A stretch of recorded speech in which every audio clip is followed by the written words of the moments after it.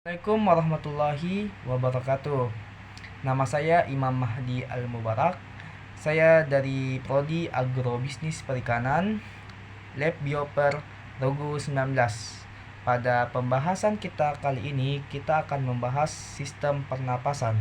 Nah, adapun tujuan dan kegunaan dari praktikum sistem pernapasan yaitu bertujuan untuk melihat organ-organ yang digunakan dalam proses pernapasan, insang dan alat pernapasan tambahan pada beberapa jenis ikan. Setelah menyelesaikan kegiatan praktikum ini, diharapkan dapat mengenali bagian-bagian dari organ pernapasan dan alat pernapasan tambahan. Nah, sebelum itu kita masuk pengertian apa itu pernapasan. Nah, sistem pernapasan merupakan proses pengambilan oksigen dan pelepasan karbon dioksida oleh suatu organisme hidup. Untuk dapat bernapas maka diperlukan organ pernapasan. Pada ikan, proses pernapasan umumnya dilakukan dengan menggunakan insang atau nama latinnya branchia. Walaupun demikian, ada beberapa jenis ikan tertentu yang selain bernapas dengan insang, juga menggunakan paru-paru sebagai organ pernapasannya. Ikan-ikan yang mempunyai paru-paru sebagai organ pernapasannya adalah ikan paru-paru Australia yang nama latinnya itu Neoceratodus forsteri, ikan paru-paru Afrika Protopterus 4 spesies, dan ikan paru-paru Amerika Selatan yaitu Lepidosiren paradoxa. Nah, insang ikan juga mengalami perkembangan sebagaimana organ-organ lainnya. Pada stadia larva, insang belum sempurna dan belum dapat berfungsi untuk dapat bernapas.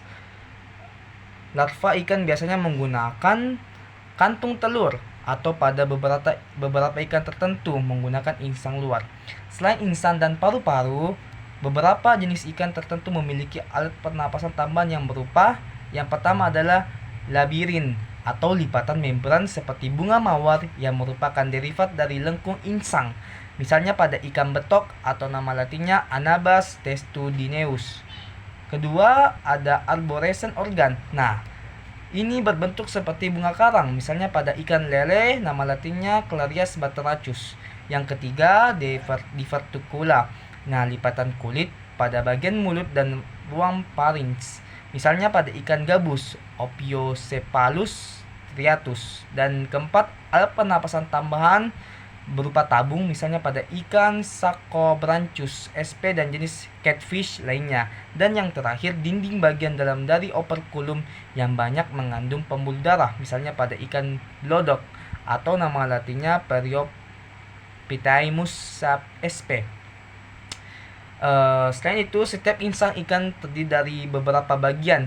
Yang pertama adalah filamen insang, nama latinnya Hemibranchia atau gill filamen, berwarna merah, terdiri dari jaringan lunak, berbentuk seperti sisir, melekat pada lengkung insang, banyak mengandung kapiler-kapiler darah sebagai cabang dari arteri branchialis dan merupakan tempat terjadinya pengikatan oksigen terlarut dari dalam air.